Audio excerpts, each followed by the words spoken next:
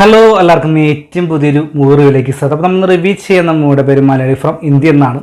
അപ്പോൾ മലയാളി ഫ്രം ഇന്ത്യക്ക് കാത്തിരിക്കാൻ ഒരുപാട് പ്രത്യേകതകളുണ്ട്. കാരണം ഈ ഒരു വ്യക്തിക്ക് വേണ്ടിയാണ് ചിത്രം നമ്മൾ കാത്തിരുന്നത്. നിവിൻ പോളി എന്ന് പറയുന്ന ഒരു നടൻ്റെ ഒരു തിരിച്ചറിവ് ഇതൊരു വ്യക്തിയും ആഗ്രഹിക്കുന്നുണ്ടാകും. കാരണം ഒരു മലയാളത്തിലെ ഒരു കാലത്ത് യൂത്ത് സ്റ്റാർ എന്ന് അറിയപ്പെടുന്ന വ്യക്തി തന്നെയാണ്.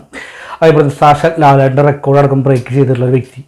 അപ്പോൾ ഇത്രയേറെ ഒരു ഫാമിലി സപ്പോർട്ടും എന്താ പറയുക ഒരു യൂത്ത് പവർ സ്റ്റാറൊക്കെ എന്ന് പറയാനുള്ള ചെയ്യുന്നൊരു വ്യക്തി. പിന്നീട് തുടർന്ന് അദ്ദേഹം ചിത്രങ്ങളെ പരാജയപ്പെട്ടെങ്കിൽ പോലും അദ്ദേഹത്തിന് സ്നേഹിക്കുന്ന ഒരിക്കലും കൈവിട്ടില്ല. അദ്ദേഹത്തിന് നല്ല ചിത്രങ്ങൾക്ക് വേണ്ടി കാത്തിരുന്നു. അതിന് ഏറ്റവും ഉദാഹരണമായി വർഷങ്ങൾക്ക് ശേഷം ചിത്രത്തിൽ അദ്ദേഹം ഒരു ചെറിയൊരു തിരിച്ചുവരവ് തന്നെയാണ് കാത്തിരുന്നത്. അതിനുശേഷം പിന്നീട് റിലീസ് ചെയ്യുന്ന ചിത്രമായിരുന്നു മലയാളി ഫ്രം ഇന്ത്യ എന്ന് പറഞ്ഞ ചിത്രം. അതുകൊണ്ട് തന്നെ അദ്ദേഹത്തിൻ്റെ ഒരു തിരിച്ചറിവിന് വേണ്ടി ഓരോ പ്രവർത്തകരും കാത്തിരുന്നു. കാരണം ഈ ചിത്രത്തിൽ പറയുമ്പോൾ ഉടനീളം ഒരു നിവിൻ ഷോ കാണാൻ വേണ്ടി തന്നെയായിരുന്നു കാത്തിരുന്നത്. കാരണം അദ്ദേഹത്തിൻ്റെ വർഷത്തിന് ശേഷം അദ്ദേഹം ചെയ്യുന്ന ഒരു സേഫ് സോൺ ആയിട്ടുള്ള ഒരു കോമഡി പടമാണെന്നാണ് ഓരോ പ്രശ്നം കരുതിയത്. എങ്കിൽ പോലും അതിന് മറ്റൊരു താക്കീത് നൽകിക്കൊണ്ടാണ് ഇതിൻ്റെ മറ്റൊരു പ്രത്യേകത ഡിജസ് ആന്റണി എന്ന് പറയുന്ന ആ ഡയറക്ടറുടെ വിശ്വാസം. കാരണം അദ്ദേഹത്തിന് മുൻ ചിത്രം ക്യൂനാണെങ്കിലും അതുപോലെ തന്നെ ജനഗണമനയാണെങ്കിലും ആ ചിത്രത്തിലെല്ലാം അദ്ദേഹത്തിൻ്റെ ശക്തമായ രാഷ്ട്രീയം, അദ്ദേഹത്തിൻ്റെ ഒരു സ്റ്റേറ്റ്മെൻറ്റ് അദ്ദേഹം പറഞ്ഞു വയ്ക്കും. അത് കാണുന്ന പ്രേക്ഷകർ മനസ്സിലാവും, എല്ലാവരും സപ്പോർട്ടും ചെയ്യും. അപ്പോൾ ഇത്ര ശക്തമായ രാഷ്ട്രീയം പറയുന്നൊരു വ്യക്തി എന്തുകൊണ്ടും ഈ നിവിനോട് നിൽക്കുമ്പോൾ എന്തായിരിക്കും കോമഡി ട്രാക്ക് പിടിച്ചിരിക്കുക എന്നുള്ള ചിന്താഗതിയായിരുന്നു ഓരോ വ്യക്തിക്കും. പക്ഷേ ആ ചിന്താഗതിയെല്ലാം മാറ്റിമറിച്ചുകൊണ്ട് കഴിഞ്ഞ ദിവസം അതിൻ്റെ ടീസർ ഇറങ്ങിയിരുന്നു. അപ്പോൾ ടീസർ ഇറങ്ങിയപ്പോൾ ഈ കോമഡി എല്ലാം മാറുന്ന പടം കുറച്ചുകൂടി സീരിയസ് മൂഡിലായിരിക്കും എന്നുള്ള ഒരു വ്യക്തത എല്ലാ പ്രശ്നം കിട്ടി. എങ്കിൽ പോലും യാതൊരു ഐഡിയയും കിട്ടിയിരുന്നില്ല. പക്ഷേ ഇന്ന് ആ ചിത്രം കാണുന്ന പ്രേക്ഷകരുടെ മുമ്പിൽ എത്തിയപ്പോൾ അതിനെല്ലാം തന്നെ നമുക്കൊരു മറുപടി കിട്ടിയിരിക്കുകയാണ്. മലയാളി എന്ന നിലയ്ക്ക് നമുക്ക് അഭിമാനിച്ചുകൊണ്ട് തന്നെ ചിത്രം കണ്ട് നമുക്ക് തിയേറ്ററിൽ നിന്ന് ഇറങ്ങി വരാം. അതിന് ഏറ്റവും ഉദാഹരണം തന്നെയാണ് മലയാളി ഫ്രം ഇന്ത്യ എന്ന് പറയുന്ന മൂവി. നമ്മൾ ഡീറ്റെയിൽ ആയി തന്നെ മൂവിയിലേക്ക് കടക്കാം. ഇത് നേരത്തെ പറഞ്ഞപ്പോൾ ഡയറക്ഷൻ ചെയ്തിട്ടുള്ള ഡിജസ് ആന്റണിയാണ്. ഇതിൻ്റെ തിരക്കഥ ഷെരീഫ് മുഹമ്മദാണ്. നിർമ്മാണം ലിസൺ സ്റ്റീഫനാണ്. കാസ്റ്റിംഗ് നോക്കിയത് നിവിൻ പോളി, ജാൻ ശ്രീനിവാസൻ, അൻഷർ രാജൻ, മഞ്ജു പിള്ളെ, നന്ദു, വിജയകുമാർ തുടങ്ങിയവരൊക്കെ പ്രധാനമായും കാസ്റ്റിംഗായി വന്നിട്ടുണ്ട്. അതുപോലെ തന്നെ നിവിൻ്റെ കൂടെ ഒരു വിദേശിയായിട്ടുള്ള 2 വ്യക്തികൾ ചെയ്യുന്നുണ്ട്. ഒരു പാകിസ്ഥാനി, അദ്ദേഹത്തിൻ്റെ പേര് അറിയില്ല. അതുപോലെ തന്നെ ഒരു ഡ്രൈവറായിട്ട് വരുന്ന ആ നാട്ടിൽ നിൽജീകാരുണ്ട്. അപ്പോൾ നമ്മൾ സലിം കുമാർ മറ്റൊരു കഥാപാത്രം ചെയ്യുന്നുണ്ട്. നമ്മൾ പരിചയമുള്ള ഒരുപാട് താരങ്ങളൊക്കെ ഇതിൽ വന്നും പോയിക്കൊണ്ടിരിക്കുന്നുണ്ട്. അപ്പോൾ ഒരുപാട് കാസ്റ്റിംഗ് ലെവൽ നോക്കിയാൽ തന്നെയാണ് മലയാളി ഫ്രം ഇന്ത്യ എന്ന് പറഞ്ഞുള്ള മൂവി. അപ്പോൾ ഇതിൻ്റെ സ്റ്റോറി നടക്കുന്നത് കണ്ണൂരാണ്. കണ്ണൂർ എന്ന് പറയുമ്പോൾ അവിടുത്തെ ഒരു ചെറിയൊരു ഗ്രാമമാണ്. ആ ഗ്രാമത്തിൽ പ്രധാനമായിട്ട് നമ്മുടെ കഥാനായകനുണ്ട്. ഗോപി എന്നാണ് ആ വ്യക്തിയുടെ പേര്. ആനപ്പറമ്പിൽ ഗോപി. കാരണം ഗോപി കുറിച്ച് പോലെ പ്രത്യേകിച്ച് പറയുകയൊന്നുമില്ല. പണിക്കൊന്നും പോവാത്ത ഒരു രാഷ്ട്രീയത്തിൻ്റെ പിന്നാലെ പോസ്റ്ററും അനൗൺസ്മെൻറ്റൊക്കെ ചെയ്ത് നടക്കുന്ന ഒരു ചെറുപ്പക്കാരൻ. കുട്ടികളെ പിന്നാലെ തല്ലുകൂടിയും എന്താ പറയുക പന്ത് കളിച്ചൊക്കെ നടക്കുന്ന ഒരു വ്യക്തിയായിട്ടാണ് ഗോപി എന്ന് പറയുന്ന ആ ഒരു കഥാപാത്രം. അദ്ദേഹത്തിന് സപ്പോർട്ടായി അദ്ദേഹത്തിൻ്റെ കൂട്ടുകാരനായിട്ട് ധ്യാൻ ശ്രീനിവാസനും ഉണ്ട്. അദ്ദേഹത്തിന് പ്രത്യേകിച്ച് പണിയും കാര്യങ്ങളൊന്നും ഇല്ല. രണ്ടുപേരും അങ്ങോട്ട് തല്ലിപ്പൊളിയായിട്ട് നടക്കുന്ന തല്ലിപ്പൊളിയായിട്ട് നടക്കുന്ന 2 വ്യക്തികൾ. അപ്പോൾ ഫസ്റ്റ് ഹാഫിൽ പറഞ്ഞു പോകുമ്പോൾ ശക്തമായിട്ടുള്ള കോമഡിയും അതുപോലെ തന്നെ അതിലൂടെ തന്നെ ശക്തമായ രാഷ്ട്രീയം പറഞ്ഞു പോകുന്നുണ്ട്. ഏറ്റവും വലിയ പ്രത്യേകത എന്ന് പറഞ്ഞത് വ്യക്തമായിട്ടും എന്താ പറയുക സംഖ്യകളും സുഡോപ്പുകൾക്കുമുള്ള നല്ലൊരു കൊട്ട് തന്നെയാണ് പറഞ്ഞു പോയിട്ടുള്ളത്. കാരണം എന്താണ് അതിൽ പറഞ്ഞു പോയിട്ടുള്ളതെന്ന് വെച്ച് കഴിഞ്ഞാൽ ഒരു ജാതിയും മതമേതായാലും ജാതിയും ഒന്നുമല്ല ഇവിടെ ഉള്ളത്, മനുഷ്യനാണ്. മതമേതായാലും മനുഷ്യനാണ് ഒന്നെന്നാണ് ഇതിൽ പറഞ്ഞു വയ്ക്കുന്ന ഫസ്റ്റ് ഹാഫിലുള്ള ഒരു സ്റ്റേറ്റ്മെൻറ്റ്.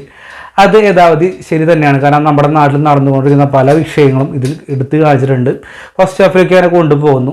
അങ്ങനെ ഈ വിഷയത്തിലേക്ക് യാദൃശ്യമായിട്ട് നമ്മുടെ കഥാനായകനും അദ്ദേഹത്തിൻ്റെ സുഹൃത്തും എത്തിപ്പെടാണ്. പിന്നീട് സംഭവിക്കുന്ന കാര്യങ്ങളൊക്കെയാണ് മലയാളി ഫ്രം ഇന്ത്യ എന്ന് പറഞ്ഞു പോകുന്നിട്ടുള്ളത്. ഇതിൽ നമ്മുടെ ചെറുപ്പക്കാരൻ എന്ന് പറയുന്നത് എന്താ പറയുക ഇന്ത്യയെ സംരക്ഷിച്ച് നടക്കുന്ന ഒരു വ്യക്തിയാണ്, ഒരു പാർട്ടിക്കാരനാണ്. അപ്പോൾ ആ പാർട്ടിക്കാരൻ ഏതാണെന്ന് ഞാൻ പറയാതെ തന്നെ നിങ്ങൾക്ക് അറിയാവുന്ന വ്യക്തിയാണ്. കാരണം മറ്റുള്ള വ്യക്തികളൊന്നും ആരും ഇഷ്ടമല്ല. അതുപോലെ തന്നെ എന്താ പറയുക പാകിസ്ഥാനികളോട് ദേഷ്യം, അതായത് അന്യമതക്കാരുള്ള പ്രശ്നങ്ങളും കാര്യങ്ങളൊക്കെ മുന്നോട്ട് പോകുന്നുണ്ട്. അപ്പോൾ അങ്ങനെ ഇടയ്ക്ക് യാദൃശ്യമായിട്ടൊരു സംഭവം നടക്കുന്നു. നമ്മുടെ ഇന്ത്യൻ ഒരു സംഭവം നടക്കുന്നു. പിന്നെ അതിലേക്ക് നമ്മുടെ കഥാനായകൻ എത്തിപ്പെടുന്നു. പിന്നെ അദ്ദേഹം നാട് വിട്ട് എത്തിപ്പെടുന്നു നമ്മുടെ പാകിസ്ഥാനിൻ്റെ കയ്യിലേക്ക്. പിന്നെ എങ്ങനെയാണ് അദ്ദേഹം രക്ഷപ്പെടുക എന്നുള്ള കാര്യങ്ങളൊക്കെയാണ് മുന്നോട്ട് പോകാൻ ശ്രമിച്ചിട്ടുള്ളത്. അത് നല്ല രീതിയിൽ തന്നെ വർക്കൗട്ട് ആവാൻ സാധിച്ചിട്ടുണ്ട്. അതാണ് ഫസ്റ്റ് ഹാഫിൽ പറഞ്ഞു വയ്ക്കുന്ന കാര്യമായിട്ട് തോന്നിയിട്ടുള്ളത്.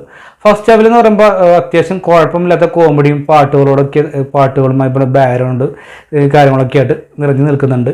ദീപിനെ കുറിച്ച് പറയുമ്പോൾ പ്രകടനത്തിൻ്റെ സേഫ് സോൺ ആയിട്ടുള്ള കോമഡി ആയതുകൊണ്ട് തന്നെ ഗംഭീരമായിട്ടുള്ള പ്രകടനം പറയാൻ സാധിക്കില്ലെങ്കിൽ പോലും നിവിനും ധ്യാനും വരുന്ന കോമ്പിനേഷൻ നല്ല ഓക്കെ ലെവൽ തന്നെയായിരുന്നു. അതുപോലെ നിവിനും മഞ്ജു പിള്ളയും വരുന്ന കോമഡി സീൻസ് ഉണ്ട്. ഇതിൽ തുടക്കത്തിൽ തന്നെ നിവിൻ ഭക്ഷണം കഴിച്ചുകൊണ്ടിരിക്കുമ്പോൾ കുറച്ച് പാർട്ടിക്കാരെന്ന് വിളിക്കുന്നുണ്ട്. അപ്പോൾ നിൻ്റെ അച്ഛനെ പോയ ശേഷം ഞാൻ അനുഭവിക്കുന്ന കുറച്ച് കാര്യങ്ങളൊക്കെ പറയുന്നുണ്ട്. അപ്പോൾ ഇമോഷണലായിട്ട് നിവിൻ പറയുന്ന കുറച്ച് ഡയലോഗും അത് കഴിഞ്ഞ് വരുന്ന അടുത്ത സീനും നിറഞ്ഞ കൈഡ് തന്നെയായിരുന്നു. എനിക്ക് ഏറ്റവും ഇഷ്ടപ്പെട്ട സീൻ എന്ന് വെച്ച് കഴിഞ്ഞാൽ ഇതിലൊരു മുത്തപ്പൻ്റെ കോലം തെളുന്നൊരു ഇതുണ്ട്. അപ്പോൾ ഒരു മുസ്ലിം സ്ത്രീയോട് ഒരു കാര്യം പറഞ്ഞു പോകുന്ന അവരെ നിറകിൽ അനുകരിക്കുന്ന സീനുണ്ട്. ടീൽ നിറഞ്ഞ കൈഡ് തന്നെയാണ് ആ സീനും ആ വ്യക്തിയും നടന്നു പോകുന്നത്. അതിൽ നിന്ന് വ്യക്തം തന്നെയാണ് ഇന്നത്തെ മനുഷ്യന്മാർക്കിടയിൽ എന്താ പറയുക, ഈ ജാതിയോ മതമോ എന്ന ചിന്താഗതിയൊന്നുമില്ല. അതൊക്കെ മറ്റുള്ള മനുഷ്യന്മാരുണ്ടാക്കിയത് തന്നെ. ഏതൊരു നാട്ടിലും ഒരുപാട് ചെകുത്തന്മാരുണ്ടാവും. ആ ചെകുത്തന്മാരെ നേരിടാൻ വേണ്ടിയിട്ട് മറ്റൊരു വ്യക്തികളുണ്ടാവും. അത് തന്നെ പറഞ്ഞു പോകുന്നുണ്ട്. ഇത് ഷൈൻ ടോം ചാക്ക ഒരു കളക്ടർ വേഷം ചെയ്യുന്നുണ്ട്. അദ്ദേഹം ഇതിൽ പറയുന്നൊരു ഡയലോഗുണ്ട്, ഇതിൽ ദൈവത്തിൻ്റെ സ്വന്തം നാടെന്ന് വിളിക്കുന്നത് ഇവിടെ ചെകുത്തന്മാർ ഇല്ലാത്തത് കൊണ്ടല്ല, അവരെ നേരിടാൻ ഇവിടെ കഴിവുള്ള വ്യക്തികളുള്ളത് കൊണ്ടാണെന്ന് പറയുന്നുണ്ട്. അതിന് വ്യക്തമാണ് നമ്മൾ ആരെയും വളരാൻ അനുവദിച്ചുകൂടെന്ന് തന്നെയാണ് പറഞ്ഞു പോകുന്നത്. കാരണം നമ്മളെല്ലാ മനുഷ്യന്മാരും ഒന്നാണ്. കാരണം ശ്രീനാരായണ ഗുരു തന്നെ പറഞ്ഞിട്ടുണ്ട്, ഒരു ജാതി ഒരു മതം ഒരു ദൈവം എന്ന് പറഞ്ഞിട്ടുണ്ട്. കാരണം എല്ലാ വ്യക്തിയും ഒരുപോലെയാണ്, എല്ലാവരും ഒരുപോലെ തന്നെ കാണാൻ ശ്രമിക്കേണ്ട കാര്യം തന്നെ പറഞ്ഞു പോയിട്ടുള്ളത്. പിന്നെ സെക്കൻഡ് ഹാഫിലോട് കടക്കുമ്പോഴും ഏകദേശം ഇതിൻ്റെ ഫസ്റ്റ് ഹാഫിൽ തന്നെ സ്പാം സീരിയസ് ട്രാക്കിലേക്ക് പറയാൻ ശ്രമിക്കുന്നുണ്ട്. പിന്നീട് എനിക്ക് എടുത്ത് പറയാനുള്ളത് ഇതിന് ക്ലൈമാക്സ് വരുന്ന കുറച്ച് സീൻസും കാര്യങ്ങളും തന്നെയാണ്. മറ്റൊരു പ്രത്യേകത വെച്ചാൽ ഇതിൽ തുടക്കത്തിൽ തന്നെ ടൈറ്റിലായി സോങ് ആയിട്ട് നമ്മുടെ നിവിൻ്റെ സിമ്പിളായി ഇൻട്രോ കാണിക്കുന്നുണ്ട്. അപ്പോൾ ഒരു ഹിന്ദി പാട്ടാണ്, നല്ല ഇതിന് ഇഷ്ടപ്പെട്ടു. ആദ്യൊരു പാട്ട് തന്നെ റിപ്പീറ്റ് അടിച്ചതിൻ്റെ ക്ലൈമാക്സിലും വരുന്നുണ്ട്. അതൊരു ഓക്കെ ലെവൽ പാട്ട് തന്നെയായിരുന്നു. പിന്നെ ക്ലൈമാക്സിലെ കുറച്ച് കാര്യങ്ങൾ മുന്നോട്ട് പോകുന്നുണ്ട്. ഒരു വ്യക്തി പ്രസംഗിക്കുന്ന കുറച്ച് ഭാഗങ്ങളൊക്കെ കാണിക്കുന്നുണ്ട്. നമുക്കെന്ന് വെച്ചാൽ നമ്മൾ സ്വപ്നം കാണാൻ പഠിക്കണം മനുഷ്യന്മാരായി കഴിഞ്ഞാൽ. കാരണം നമ്മൾ സ്വപ്നമാണ്, നമ്മൾ വായിച്ചാൽ നമ്മൾ എന്തായാലും വിജയിക്കുന്നതാണ് പറയുന്നത്. നമ്മൾ സ്വപ്നം കാണുക, വായിക്കുക, വിജയിക്കുക, തീർച്ചയായിട്ടും വിജയിക്കുന്നു പറയുന്നുണ്ട്. ഒരു ഇൻസ്പിറേഷൻ പോലെയാണ് ചെന്ന് അവസാനിച്ചിട്ടുള്ളത്. അപ്പോൾ ശക്തമായ രാഷ്ട്രീയത്തിലൂടെ പറഞ്ഞു പോകുന്നുണ്ട്. ഫസ്റ്റ് ഹാഫിനെ കുറിച്ച് ഞാൻ നേരത്തെ പറഞ്ഞപ്പോൾ തന്നെ ഈ രാഷ്ട്രീയമായി പോലെ കോമഡിയൊക്കെ പറഞ്ഞു പോകുന്നെങ്കിൽ ചില സ്ഥാനത്ത് കോമഡി ഒന്നും നല്ല തന്നെ വർക്കൗട്ടാവാൻ സാധിച്ചില്ലെന്ന് മറ്റൊരു പോരായ്മ തന്നെയാണ്. കാരണം എന്ന് വെച്ച് കഴിഞ്ഞാൽ ഫസ്റ്റ് ഹാഫ് എനിക്ക് നോക്കുമ്പോൾ ഒരു ഏവറേജ് അനുഭവം, സെക്കൻഡ് ഹാഫിൽ കണക്കുമ്പോൾ ഒരു ബിലോ ഏവറേജ് അനുഭവമായിട്ടാണ് എനിക്ക് തോന്നിയിട്ടുള്ളത്.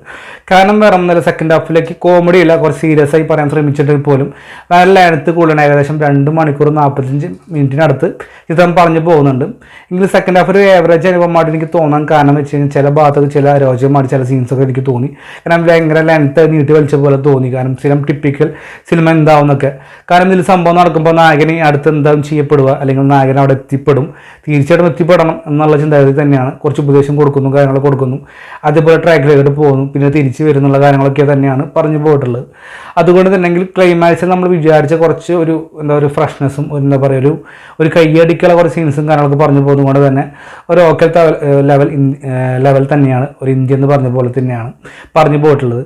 കാരണം ഇതിൽ ഒരുപാട് പേർക്ക് ശക്തമായി തന്നെ നല്ലൊരു കൊട്ട് കൊടുക്കുന്നു, തലയ്ക്ക് മുകളിലേക്ക് കൊട്ട് അത് ആവശ്യമായി തന്നെ തോന്നുന്നു. കാരണം ഈ ഇലക്ഷൻ കഴിഞ്ഞ് നിൽക്കുന്ന സമയത്താണെങ്കിലും അല്ലെങ്കിൽ പോലും ഇങ്ങനൊരു ചിന്താഗതി നമ്മുടെ ഓരോ വ്യക്തിയുടെ മനസ്സിലേക്ക് കടന്നു വരണം. കാരണം നമ്മൾ എല്ലാ മനുഷ്യന്മാരാണ്. മതം ഏതായാലും അല്ല നമ്മൾ നോക്കേണ്ടത്, മനുഷ്യൻ എന്നാണ് നമ്മൾ നോക്കേണ്ടത്. അപ്പോൾ മതം മറന്ന് നമ്മൾ മനുഷ്യരെ സ്നേഹിക്കുക, എല്ലാവരും ഒരുപോലെ കാണുക എന്നാണ് എനിക്ക് പറയാനുള്ളത്. ഞാനിതിൽ പറഞ്ഞ പോലെ തന്നെ ഞങ്ങളെല്ലാം ഒന്നാണെന്നുള്ള ചിന്ത നമ്മളെല്ലാവർക്കും വേണം. എന്നാൽ മാത്രമാണ് മനുഷ്യനെ മനുഷ്യനായി കാണാൻ സാധിക്കുള്ളൂ എന്നാണ്. അപ്പോൾ നമ്മൾ വീഡിയോ നിർത്താണ്. അപ്പോൾ മലയാളി ഫ്രം ഇന്ത്യ എന്ന് പറയുമ്പോൾ ഒരു ഏവറേജ് അനുഭവങ്ങളിൽ പോലും നമ്മൾ തീർച്ചയായിട്ടും തിയേറ്ററിൽ നിന്നും എന്തായാലും നമ്മൾ ഫാമിലിയോട് തന്നെ കാണണം. നല്ലൊരു മോശമില്ലാത്ത അഭിപ്രായം തന്നെയാണ് ചിത്രം മുന്നോട്ട് കൊണ്ടുപോയിരിക്കും. എൻ്റെ ഒരു അഭിപ്രായം അത് തന്നെയാണ്. എന്തായാലും മലയാളി ഫ്രം ഇന്ത്യ നിങ്ങൾ കണ്ടുള്ള വ്യക്തികളുടെ അഭിപ്രായം കമൻറ്റ് ബോക്സിൽ രേഖപ്പെടുത്തുക. കാണാത്തവരുണ്ടെങ്കിൽ തീർച്ചയായും കാണുക. അപ്പോൾ എന്നിട്ടും പോലെ തന്നെ നമ്മുടെ ഇവിടെ ഇഷ്ടപ്പെട്ട ലൈക്ക്, ഷെയർ, സബ്സ്ക്രൈബ് പരിഗണിക്കുക. വീണ്ടും പുതിയ വീഡിയോ കാത്തിരിക്കും. Bye bye friends.